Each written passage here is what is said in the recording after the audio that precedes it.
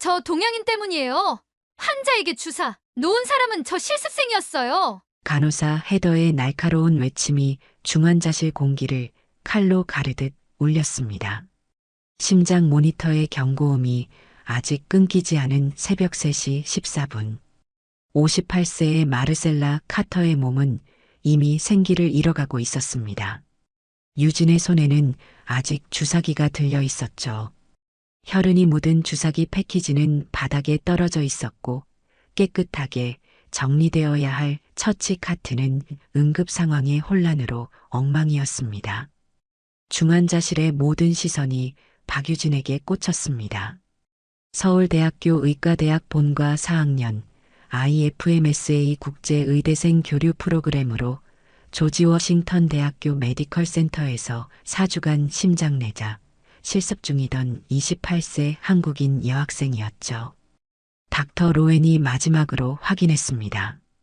시간 3시 14분 사망 확인합니다. 그 순간 헤더가 손가락으로 유진을 가리키며 다시 소리쳤습니다. 저희가 닥터 로웬 없을 때 환자에게 주사했어요. 제가 분명히 봤어요. 아시안 실습생이 환자를 죽였다고요. 유진은 입을 열었지만 목소리가 나오지 않았습니다. 손에 들린 주사기를 내려놓으려 했지만 몸이 굳어 움직일 수 없었죠. 눈앞이 하얘지는 것 같았습니다. 닥터 로웬 저는 선생님 지시대로 떨리는 목소리로 겨우 말을 이었습니다. 하지만 닥터 로웬은 유진을 바라보지도 않았습니다. 그저 차트를 확인하고 다른 의료진에게 뭔가 지시하는 듯 작은 목소리로 말할 뿐이었죠. 그의 회색빛 수염 아래 입술은 굳게 다물어져 있었습니다. 환자의 딸로 보이는 여성이 복도에서 비명을 질렀습니다. 엄마가 어떻게 된 거예요? 그리고 곧바로 병실로 들어와 유진을 노려보았습니다. 당신이 뭘 한 거예요? 헤더가 재빨리 그 여성에게 다가가 귓속말을 했습니다. 여자의 눈에 분노가 번졌습니다. 외국인 학생이 우리 엄마에게 뭘 한 거야? 학생이 왜 주사를 놓아? 이게 말이 돼? 병원 보안요원과 당직 관리자가 상황을 진정시키려 했지만 이미 중환자실은 혼란에 빠졌습니다.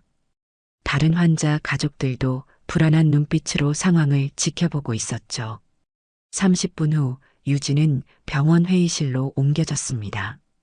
차가운 금속 의자에 홀로 앉아 있었죠. 테이블 너머로는 병원 관계자와 경찰 2명이 앉아 있었습니다. 박유진 씨 맞습니까? 경찰관이 물었습니다.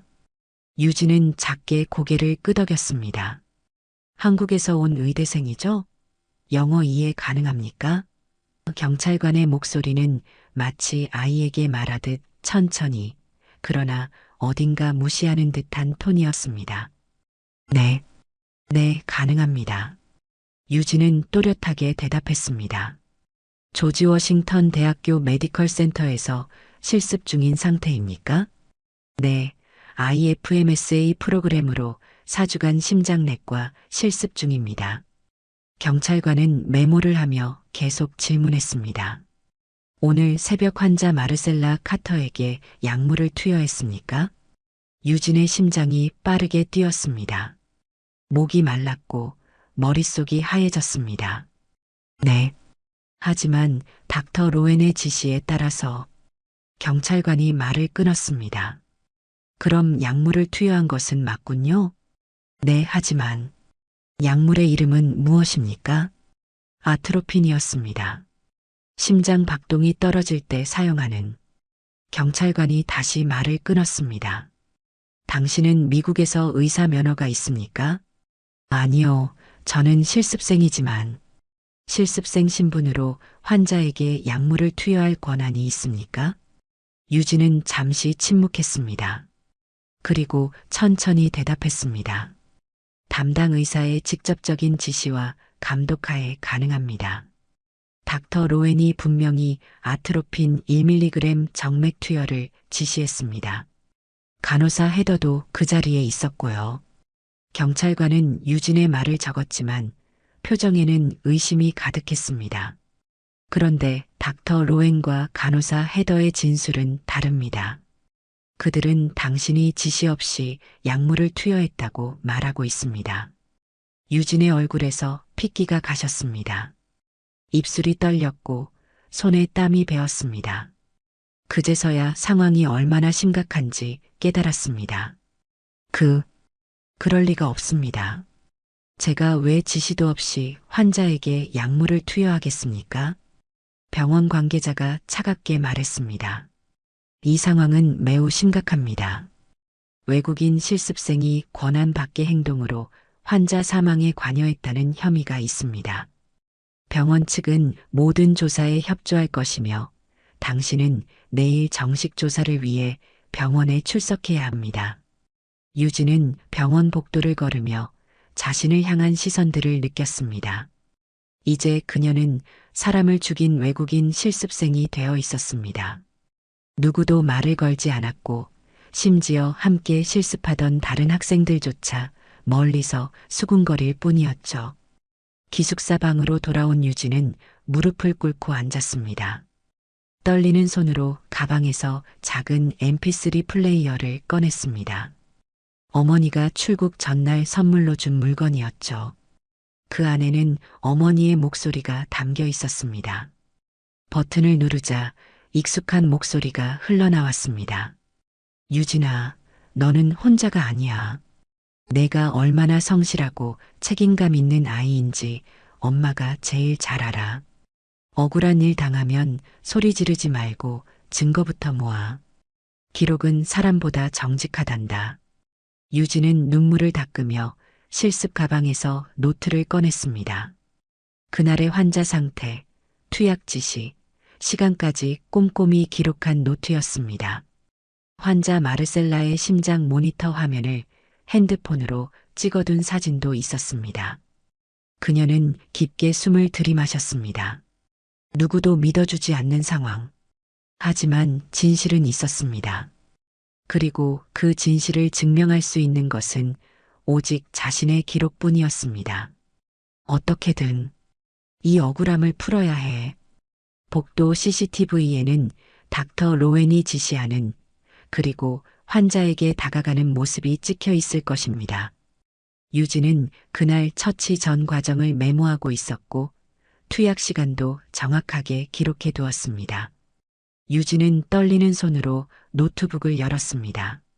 미국 병원의 환자 권리와 의료 분쟁 절차에 관한 정보를 찾기 시작했습니다. 내가 끝까지 싸우지 않으면 누가 내 억울함을 알아주겠어? 창밖으로는 낯선 워싱턴 DC의 밤이 깊어가고 있었습니다. 홀로 남겨진 박유진은 증거를 모으며 밤을 지새웠습니다. 이제 고요한 싸움이 시작되었습니다. 경찰 대기실의 차가운 의자에 앉아 유진은 눈을 감았습니다. 머릿속은 온통 혼란스러웠지만 이상하게도 그 순간 서울 도봉구 반지하 방으로 기억이 흘러갔습니다. 유진아, 또 새벽까지 공부하니? 이젠 그만 자렴. 어머니 54세 김미자의 목소리가 귀에 선명하게 들리는 듯 했습니다. 19년 차 요양병원 간병인이었던 어머니는 항상 구부정한 허리와 거친 손마디를 가지고 있었죠. 그 손은 얼마나 많은 환자를 만졌을까요? 얼마나 많은 이불을 정리하고 얼마나 많은 약을 전달했을까요? 습기 찬 벽지가 군데군데 일어난 반지하 방. 비가 많이 오는 날이면 현관에 물이 고이곤 했습니다. 그런 집이었지만 책상 위에는 항상 의학 서적들이 가지런히 쌓여 있었죠. 한켠에는 어머니가 야간 간병을 나가기 전 챙겨 먹으라고 남긴 도시락이 있었고요. 엄마는 내가 의사가 됐으면 좋겠어. 엄마처럼 아무것도 못하는 사람이 아니라. 어머니는 늘 그렇게 말했습니다. 하지만 유진은 알고 있었습니다. 어머니야말로 가장 헌신적인 의료인이었다는 것을. 자격증은 없었지만 환자 한 명을 이틀 밤낮으로 지키며 그 어떤 의사보다도 환자의 변화를 민감하게 알아차리는 사람이었습니다. 유진아, 의사는 명령을 잘 내리는 사람이 아니라 환자를 잘 보는 사람이 되어야 해. 어머니의 이 말은 유진이 의대에 입학했을 때 들었던 첫 조언이었습니다. 그 조언을 믿고 유진은 항상 환자 기록을 꼼꼼히 남겼습니다. 병원 실습에서 다른 학생들이 점심 먹으러 갈 때도 환자 차트를 한 번 더 확인했죠. 서울대 의대 본가 시절은 녹록지 않았습니다. 아르바이트, 장학금 신청서, 영어 회화 학원까지 유진은 쉬지 않고 달렸습니다. 다른 의대생들이 해외 학회에 갈 때 유진은 피곤한 눈을 비비며 알바를 마치고 도서관으로 향했습니다. 난 꼭 해외에서 실습할 거야. 세계적인 의사가 될 거야. 한밤중 도서관에서 혼자 중얼거리던 그 다짐이 현실이 된 순간 IFMSA 국제연수 장학생 선발 소식을 들었을 때 유진은 맨발로 뛰어가 어머니를 안았습니다. 엄마, 됐어. 미국 가게 됐어. 어머니는 눈물을 참으며 웃었습니다. 그리고 조심스레 물었죠.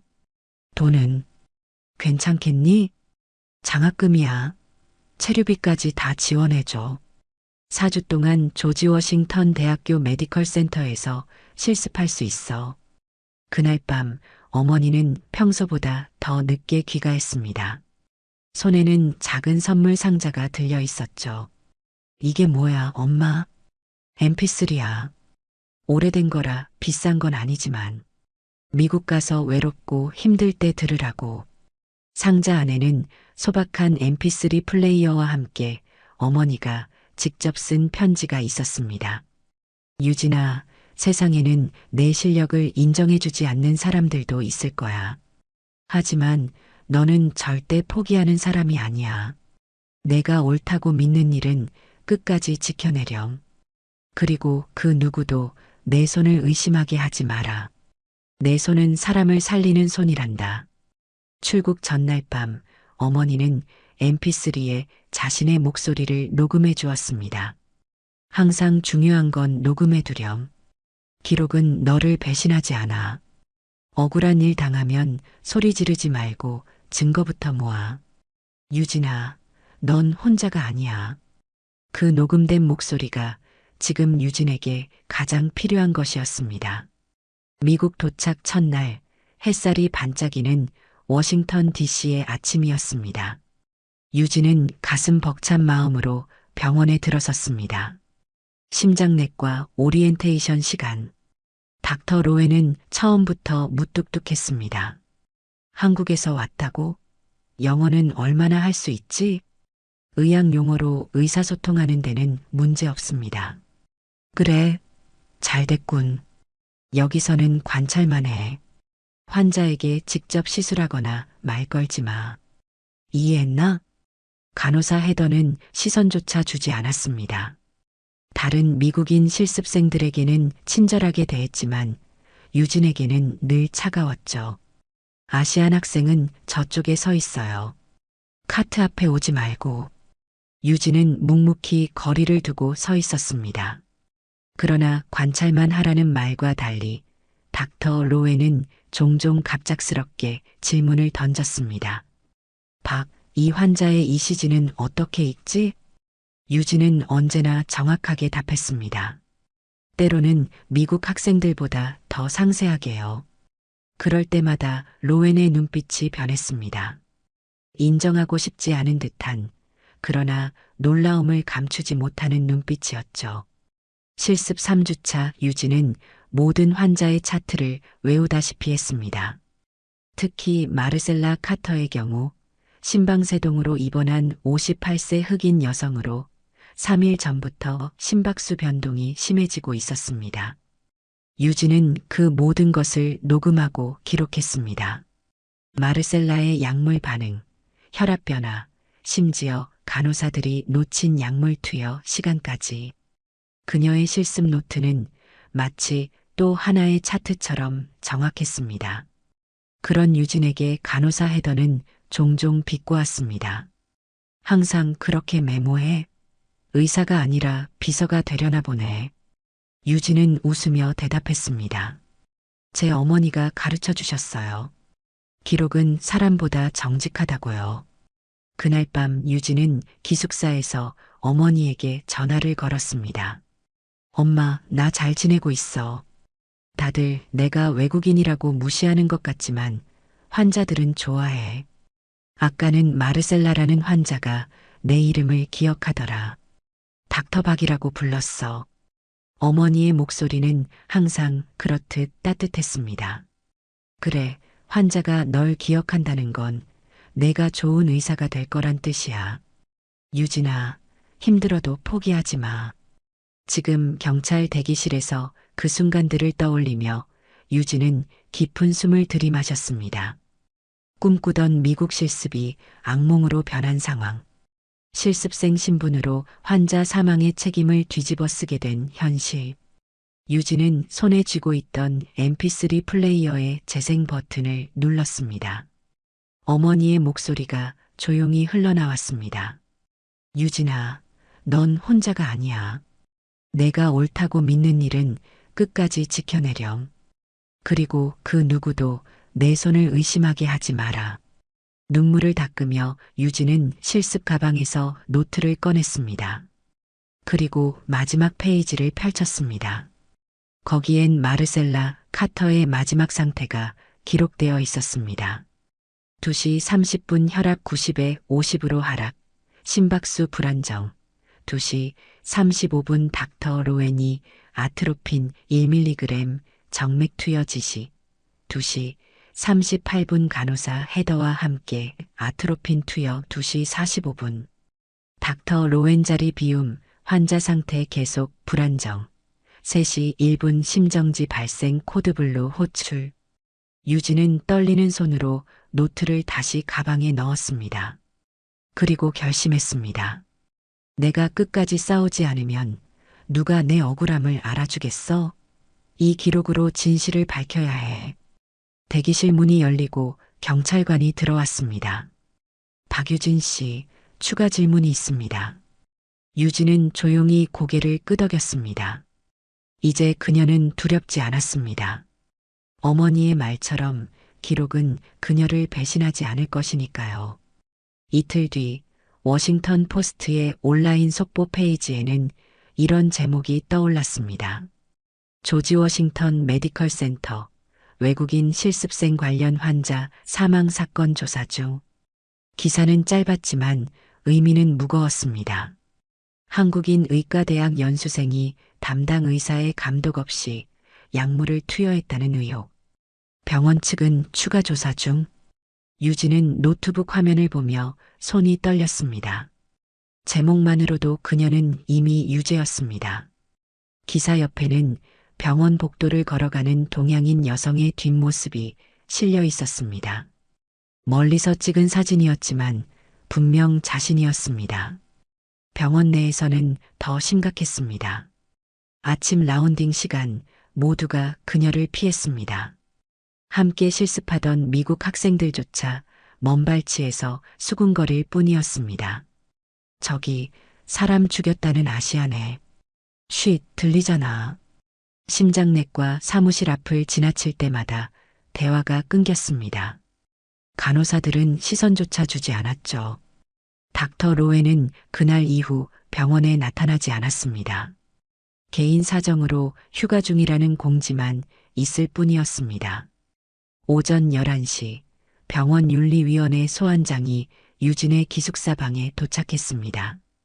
박유진 학생은 내일 오후 2시 병원 윤리위원회에 출석하여 환자 마르셀라 카터 사망 관련 사건에 대해 소명하기 바랍니다.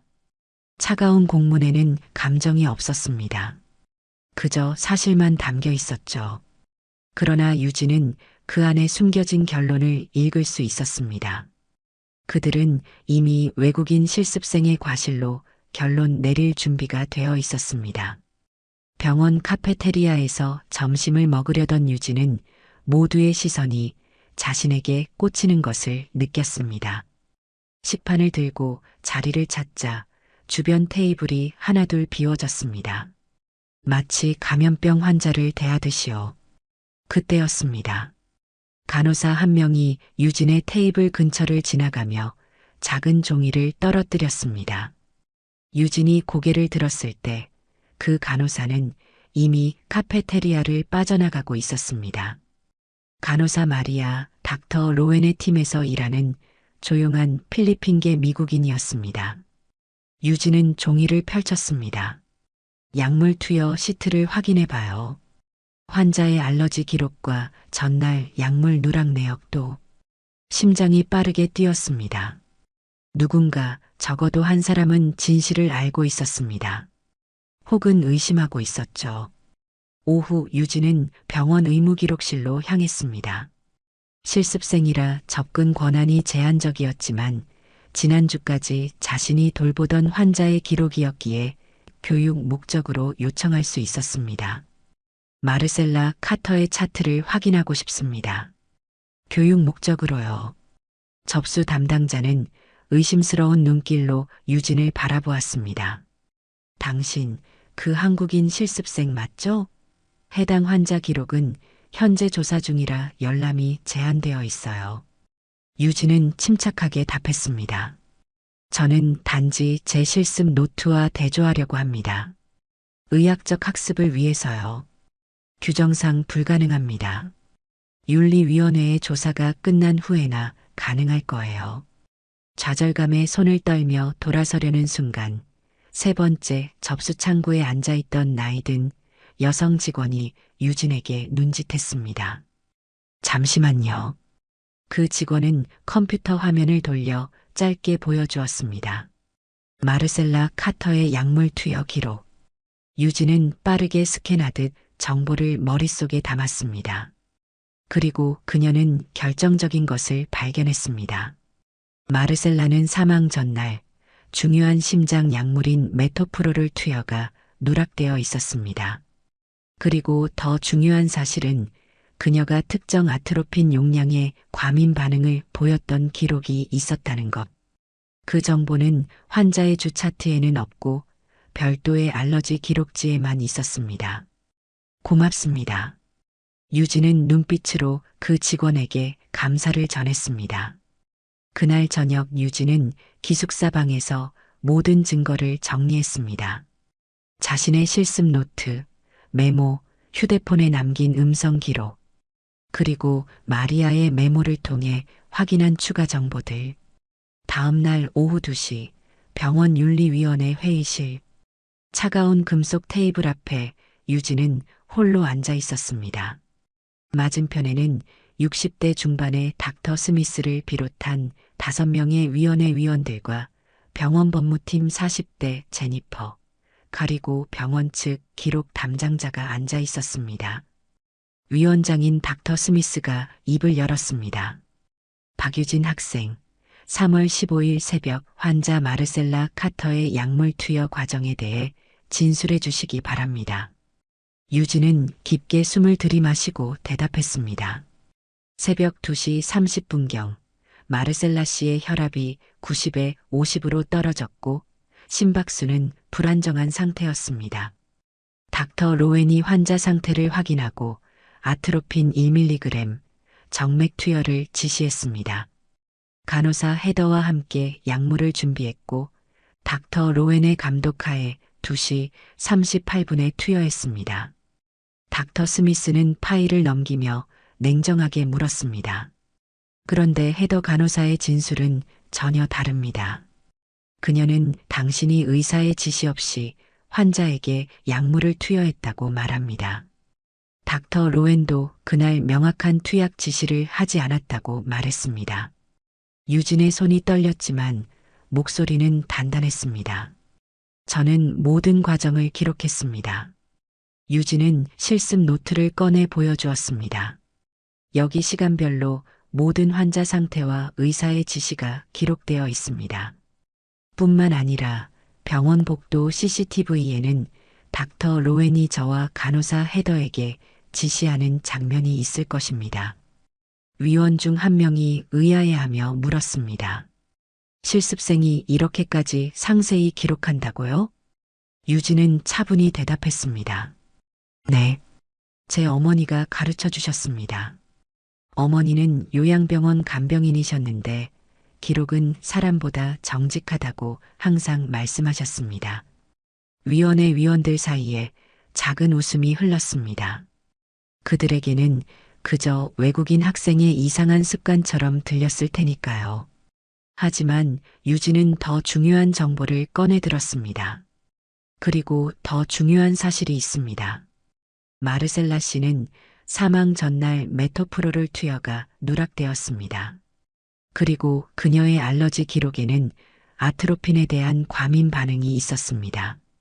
이 정보는 주 차트에 명확히 표시되지 않았습니다. 갑자기 회의실이 조용해졌습니다. 병원 측 기록 담당자가 서류를 뒤적거리기 시작했습니다. 제니퍼가 끼어들었습니다.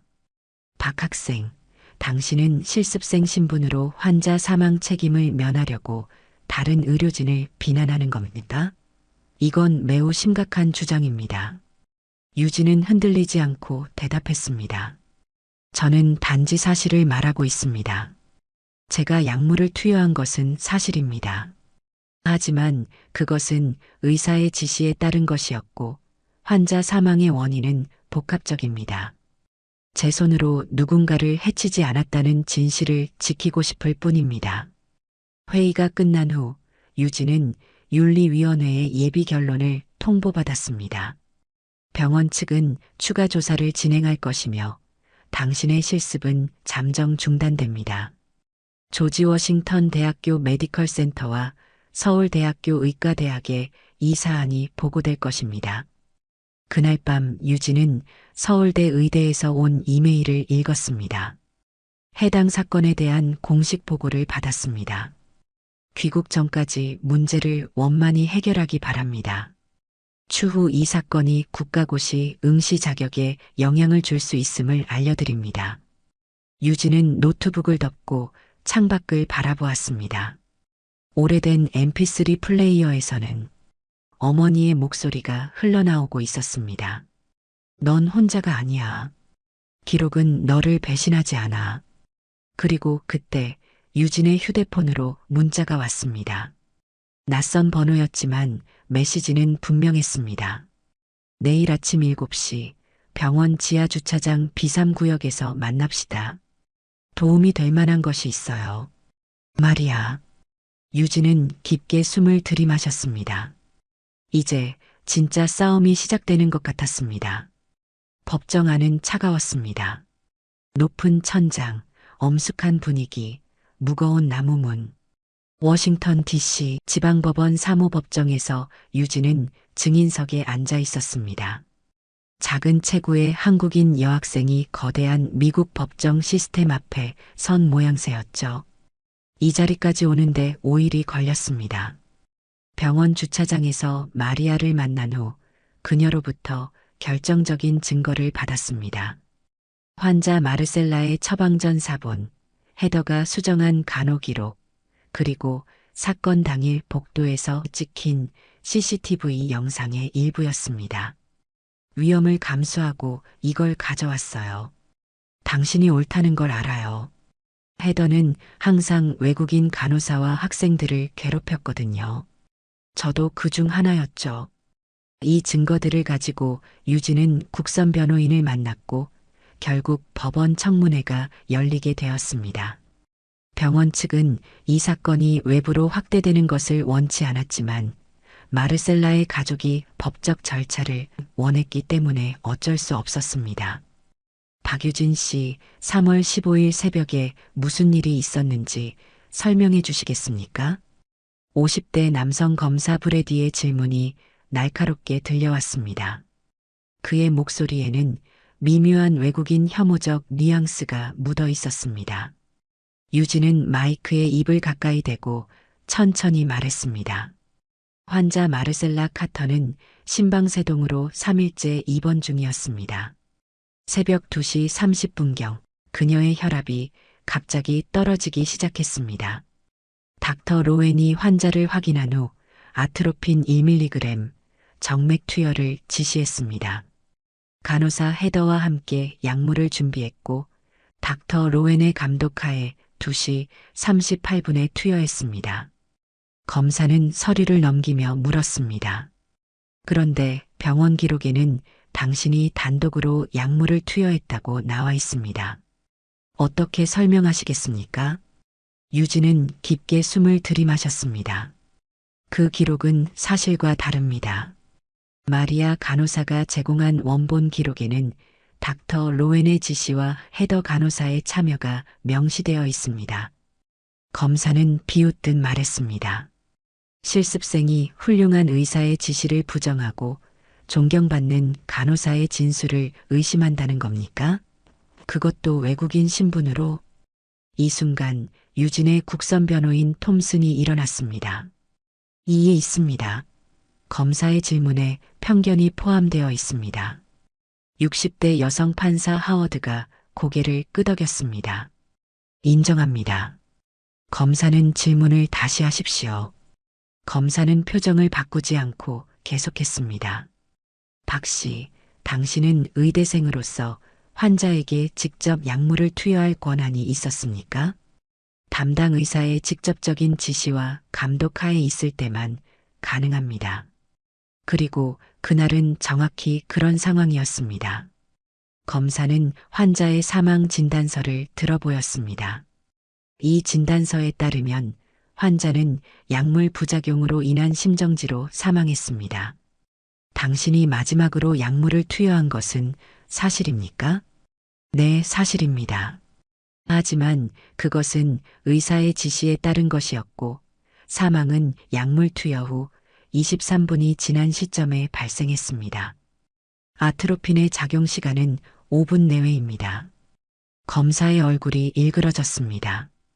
유진의 의학적 지식이 그의 예상을 벗어난 것 같았습니다. 당신은 의대생 신분으로 어떻게 이런 전문적인 판단을 내릴 수 있습니까? 유진은 조용히 답했습니다. 저는 실습생이지만 의학을 공부하는 학생입니다. 기본적인 약물 지식은 3학년 때 배웁니다. 판사 하워드가 개입했습니다. 박 씨, 당신의 주장을 뒷받침할 구체적인 증거가 있습니까? 유진은 가방에서 3가지 증거를 꺼냈습니다. 첫째, 제 실습 노트입니다. 여기에는 시간별로 환자 상태와 의사의 지시가 기록되어 있습니다. 둘째, 마리아 간호사가 제공한 원본 간호 기록 사본입니다. 헤더 간호사가 수정하기 전의 기록이죠.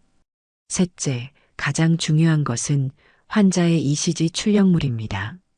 이 기록을 보면 약물 투여 전부터 환자의 심장 상태가 이미 위험 수준이었음을 알 수 있습니다. 유진은 ECG 출력물을 법정에 제출했습니다. 그녀는 내내 이 종이를 보관하고 있었습니다. 환자의 상태를 공부하기 위해 프린트해 둔 것이었죠. 보시다시피 새벽 2시 15분부터 환자의 심장 리듬은 이미 불안정했습니다. 그리고 약물 투여 시점인 2시 38분과 사망 시점인 3시 1분 사이에는 명확한 간격이 있습니다.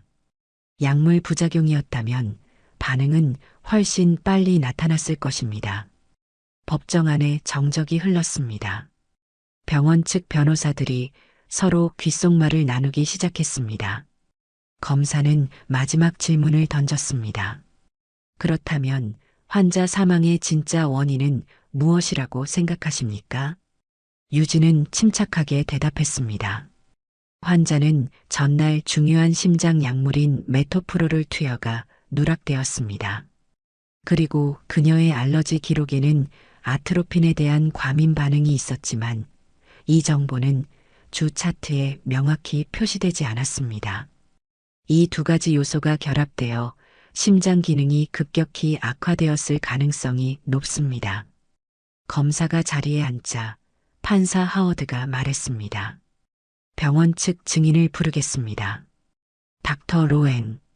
무거운 침묵 속에 닥터 로웬이 증인석에 앉았습니다. 그의 얼굴은 지쳐 보였고 눈빛은 불안했습니다. 닥터 로웬 3월 15일 새벽에 환자 마르셀라 카터에게 아트로핀 투여를 지시했습니까? 로에는 목을 가다듬었습니다.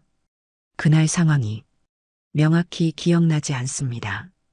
여러 환자를 돌보고 있었고 특히 그날은 응급 상황이 많았습니다. 판사가 다시 물었습니다.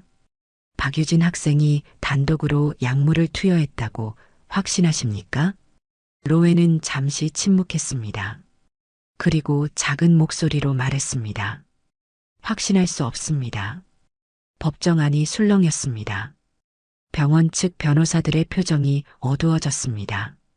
그때 법정 뒤편에서 목소리가 들렸습니다. 저도 증언하고 싶습니다. 마리아 간호사였습니다. 그녀는 자발적으로 법정에 출석한 것이었습니다. 판사의 허락을 받아 마리아가 증인석에 앉았습니다. 저는 그날 야간 근무 중이었습니다. 직접적으로 마르셀라 씨를 담당하지는 않았지만 간호 스테이션에서 모든 상황을 지켜보았습니다. 닥터 로웬이 분명히 아트로핀 투여를 지시했고 헤더와 박 학생이 함께 약물을 준비하는 것을 보았습니다. 그녀는 떨리는 목소리로 계속했습니다. 그리고 다음 날 아침 헤더 간호사가 간호 기록을 수정하는 것을 보았습니다. 원래 기록에는 닥터 로웬의 지시에 따라 아트로핀 투여라고 적혀 있었는데 그녀는 이를 실습생이 단독으로 투여로 바꾸었습니다.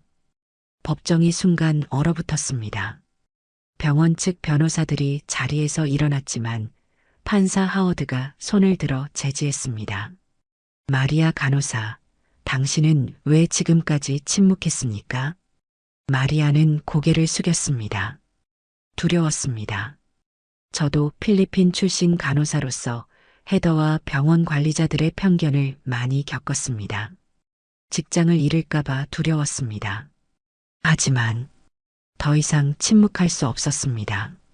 젊은 학생이 부당하게 처벌받는 것을 보고만 있을 수 없었습니다. 병원 측 변호사가 일어나 항의했습니다. 이에 있습니다. 이 증언은 사전에 준비되지 않았으며 증인의 주관적 해석에 불과합니다. 판사는 고개를 저었습니다. 기각합니다. 마리아 간호사의 증언은 사건의 핵심 쟁점과 직접적인 관련이 있습니다. 마리아는 가방에서 종이 한 장을 꺼냈습니다. 이것은 제가 당일 아침에 찍은 원본 간호 기록 사진입니다. 수정되기 전 상태입니다. 이미 법원에 제출한 기록 사본과 같은 내용임을 확인할 수 있습니다. 판사는 그 증거를 검토한 후 깊은 숨을 내쉬었습니다. 이 증언과 제출된 증거들을 고려할 때 추가 조사가 필요하다고 판단됩니다. 병원은 원본 간호 기록과 환자의 전체 의무 기록, 그리고 CCTV 영상을 법원에 제출하도록 명령합니다. 그리고 헤더 간호사를 다음 심리에 출석시키십시오. 유진의 눈에 눈물이 고였습니다. 사람들이 그녀의 말을 듣기 시작한 것입니다. 처음으로 누군가가 그녀의 편에 서서 진실을 말해준 순간이었습니다. 법정이 끝나고 유진은 복도에서 마리아를 만났습니다. 왜 저를 도와주셨나요? 마리아는 부드럽게 미소 지었습니다. 당신이 매일 꼼꼼하게 기록하는 모습을 봤어요. 환자에게 진심으로 관심을 갖고 모든 것을 배우려고 노력하는 모습이요. 헤더나 다른 사람들이 무시할 때도 당신은 묵묵히 자신의 일을 했죠. 그런 사람이 환자를 해칠 리 없다고 생각했어요. 복도 끝에서 마르셀라의 딸이 유진을 향해 걸어오고 있었습니다. 유진은 긴장했지만 그녀는 예상과 달리 적대적인 표정이 아니었습니다. 저기요. 마르셀라의 딸이 말을 이었습니다. 법정에서 당신이 말한 내용, 어머니의 알러지 기록이 제대로 표시되지 않았다는 게 사실인가요? 유진은 고개를 끄덕였습니다. 네, 안타깝게도 그렇습니다. 알러지 기록은 별도의 페이지에 있었고 메인 차트에는 명확히 표시되지 않았습니다. 마르셀라의 딸은 눈물을 닦았습니다. 어머니가 평소에도 약물 반응이 민감하다고 말씀하셨어요. 병원에 그 사실을 여러 번 알렸는데 유진은 조심스럽게 그녀의 손을 잡았습니다. 제 어머니도 오랫동안 병원에서 간병인으로 일하셨어요. 환자의 말에 귀 기울이는 것이 얼마나 중요한지 항상 말씀하셨죠. 당신 어머님의 말씀이 더 존중받았어야 했습니다. 마르셀라의 딸은 깊은 숨을 내쉬었습니다. 처음에는 당신을 미워했어요. 어머니를 죽게 한 외국인 학생이라고. 하지만 이제는 당신이 진실을 찾고 있다는 걸 알아요. 더 이상 제 분노가 잘못된 사람을 향하지 않길 바랍니다. 그 말에 유진은 더 이상 눈물을 참을 수 없었습니다. 제 어머니의 목소리가 담긴 녹음을 들으며 힘을 얻었어요. 기록은 사람보다 정직하다는 말씀이요. 이제 그 기록들이 진실을 말하기 시작했습니다. 병원으로 돌아가는 길, 유진의 휴대폰이 울렸습니다. 한국에서 온 어머니의 전화였습니다. 유진아, 괜찮니? 뉴스에서 봤어. 미국 병원에서 한국 의대생이 재판을 받고 있다고. 유진의 목소리가 떨렸습니다. 엄마, 난 괜찮아. 이제 진실이 밝혀지고 있어. 내가 기록해둔 덕분에. 엄마가 가르쳐준 대로 했더니 누군가가 내 말을 믿어주기 시작했어. 우리 딸, 혼자서 그렇게 강하게 싸웠구나. 미안해, 엄마가 곁에 있어주지 못해서. 괜찮아요, 엄마. 엄마는 항상 내 곁에 있었어. 엄마의 목소리, 엄마의 가르침이 항상 내 안에 있었으니까. 유진은 전화를 끊고 창밖을 바라보았습니다. 워싱턴의 석양이 빌딩 사이로 붉게 물들고 있었습니다. 그녀의 싸움은 아직 끝나지 않았지만 처음으로 승리의 가능성이 보였습니다. 어머니가 건네준 작은 mp3 플레이어가 주머니 속에서 따뜻하게 느껴졌습니다. 이틀 후 법원에서 중대한 결정이 내려졌습니다. 헤더 간호사의 기록 위조 혐의에 대한 추가 조사가 시작되었고 환자 마르셀라의 사망 원인을 재조사하기로 했습니다.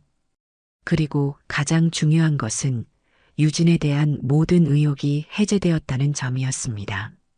병원 이사회는 긴급 회의를 소집했고 며칠 뒤 공식 입장을 발표했습니다.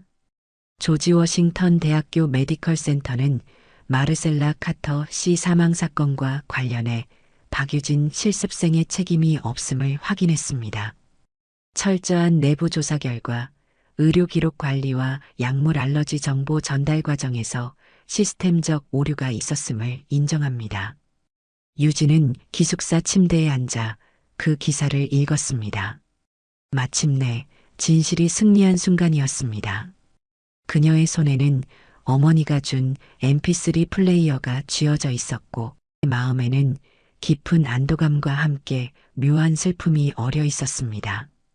엄마, 내가 해냈어요. 우리가 해냈어요. 법원 청문회 이후 일주일 병원은 공식 입장을 발표했습니다. 조지 워싱턴 대학교 메디컬 센터는 마르셀라 카터 씨 사망 사건과 관련해 박유진 실습생의 책임이 없음을 확인했습니다. 철저한 내부 조사 결과 의료 기록 관리와 약물 알러지 정보 전달 과정에서 시스템적 오류가 있었음을 인정합니다. 백악관이 보이는 공원 벤치에 앉아 유진은 그 기사를 다시 읽었습니다. 마지막 문단이 특히 놀라웠습니다. 본 사건을 통해 밝혀진 의료 기록 중요성과 실습생 권리 보호에 관한 개선안이 마련될 예정입니다. 메디컬 센터는 모든 의료진과 실습생들이 안전하게 의료 서비스를 제공할 수 있는 환경을 조성하기 위해 노력하겠습니다. 그날 오후 유진은 병원 행정부에서 온 공식 서한을 받았습니다. 박유진 학생에게 드리는 공식 사과문. 본 병원은 최근 사건에서 발생한 모든 오해와 고통에 대해 진심으로 사과드립니다. 귀하의 의학적 판단과 기록 유지 능력은 매우 인상적이었으며 이번 사건 해결에 결정적인 역할을 했습니다. 실습 과정을 정상적으로 완료하실 수 있도록 모든 지원을 아끼지 않겠습니다. 유진의 눈에 눈물이 고였습니다. 그 긴 터널 같았던 시간, 아무도 자신의 말을 믿어주지 않았던 그 고독한 싸움이 마침내 끝났습니다. 저녁, 병원 옆 작은 카페에서 유진은 닥터 로웬을 만났습니다. 그는 더 이상 권위적인 모습이 아니었습니다. 그저 피곤하고 초라해 보이는 중년 남성이었죠. 먼저 사과하고 싶습니다. 로웬이 커피잔을 내려놓으며 말했습니다. 내가 더 용기 있게 진실을 말했어야 했는데. 유진은 고개를 저었습니다. 저도 처음엔 화가 났어요. 하지만 이제 이해합니다. 선생님도 시스템 안에서 두려움을 느끼셨겠죠. 로웬은 쓴웃음을 지었습니다. 그래도 학생인 당신보다 용기가 없었소. 당신처럼 꼼꼼한 의사가 되지 못해 미안합니다. 배우겠습니다. 그는 가방에서 편지 봉투를 꺼냈습니다. 당신의 실습 평가서입니다. 최고 등급으로 작성했습니다. 그리고 이건 추천서입니다. 미국에서 인턴십을 원한다면 도움이 될 겁니다. 유진은 봉투를 받았지만 그녀의 마음은 이미 결정되어 있었습니다. 감사합니다. 하지만 저는 한국으로 돌아가려고 합니다. 그곳에서 더 배울 게 있을 것 같아요. 로웬은 이해한다는 듯 고개를 끄덕였습니다. 당신 같은 학생이 가르쳐준 교훈을 잊지 않겠소. 기록의 중요성, 그리고 진실을 지키는 용기를. 다음 날 아침 유진은 특별한 방문객을 맞이했습니다. 마르셀라 카터의 딸과 그녀의 10살 된 딸, 즉 마르셀라의 손녀였습니다. 정식으로 감사드리고 싶었어요. 마르셀라의 딸이 말했습니다.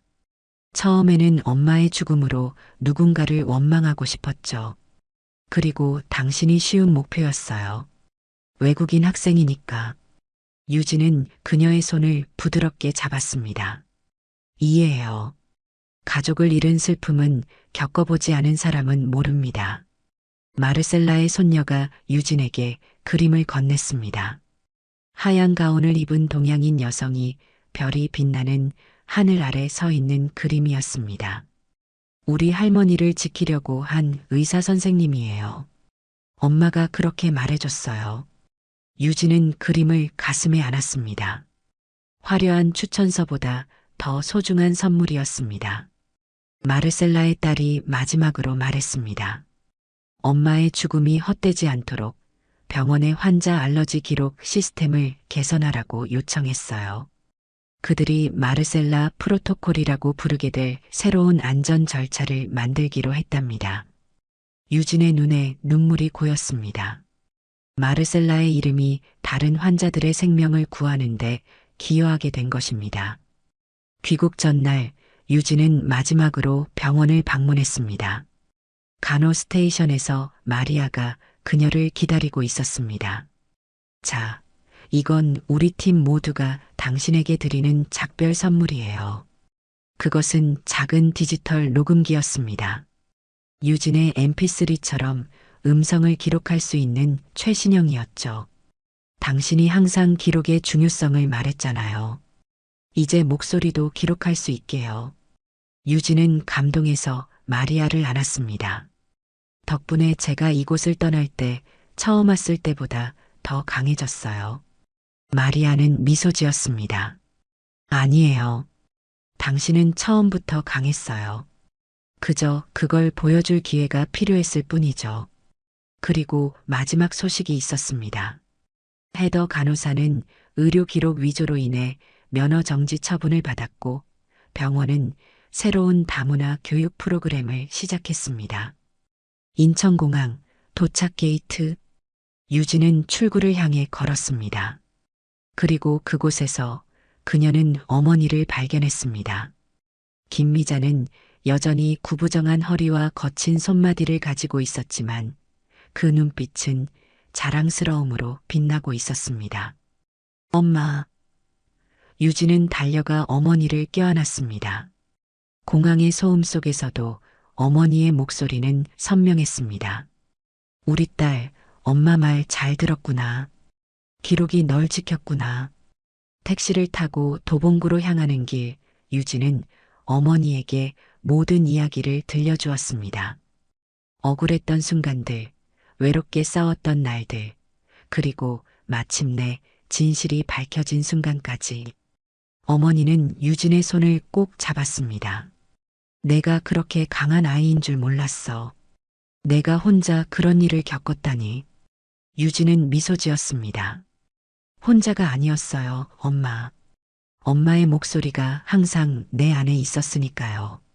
6개월 후 서울 아산병원 심장내과. 인턴 박유진은 차트를 꼼꼼히 확인하며 병동을 돌고 있었습니다. 흰 가운 안주머니에는 디지털 녹음기와 함께 마르셀라의 손녀가 그린 그림이 작게 접혀 있었습니다. 교수님이 다가왔습니다. 박인턴, 오늘 새 실습생들이 오는데 내가 오리엔테이션 좀 맡아줄래? 유진은 밝게 웃으며 대답했습니다. 네, 교수님. 영광입니다. 오후 유진은 6명의 실습생들 앞에 섰습니다. 그들의 눈에는 설렘과 두려움이 공존했습니다. 유진도 한때 그랬던 것처럼요. 여러분, 의학에서 가장 중요한 것이 무엇일까요? 최신 기술? 뛰어난 암기력과 손기술? 아니요. 그건 바로 기록입니다. 기록은 사람보다 정직하고 기억보다 오래 남습니다. 그리고 때로는 누군가의 생명과 명예를 구할 수도 있습니다. 실습생들이 호기심 어린 눈으로 유진을 바라보았습니다. 오늘부터 여러분에게 특별한 습관을 알려드리겠습니다. 제 어머니가 저에게 가르쳐 주신, 그리고 제가 미국에서 깨달은 소중한 교훈이죠. 유진은 자신의 노트를 펼쳤습니다. 그 안에는 환자의 상태, 의사의 지시, 시간까지 꼼꼼히 기록되어 있었습니다. 이 습관이 언젠가 여러분의 환자를, 그리고 여러분 자신을 지켜줄 거예요. 1년 후 서울대학교 의과대학 건물 3층. 유진은 첫 번째 특강을 시작했습니다. 청중석에는 의대생들 뿐만 아니라 간호사들, 그리고 특별 초청으로 온 마리아와 마르셀라의 가족도 있었습니다.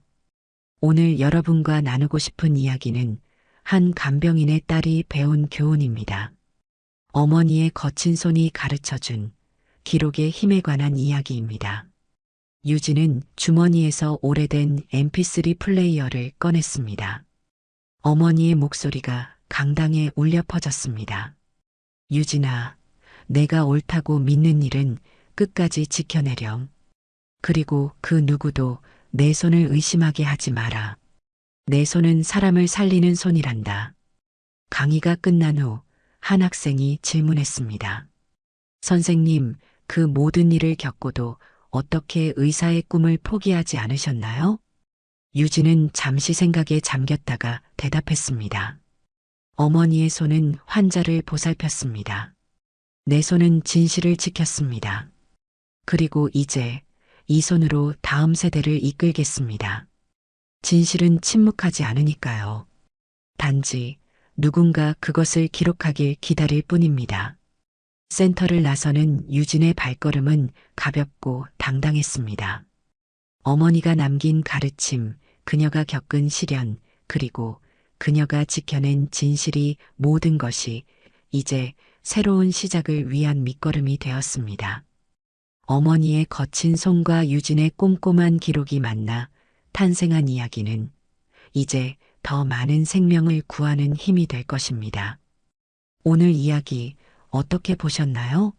마음에 드셨다면 좋아요와 구독 부탁드릴게요.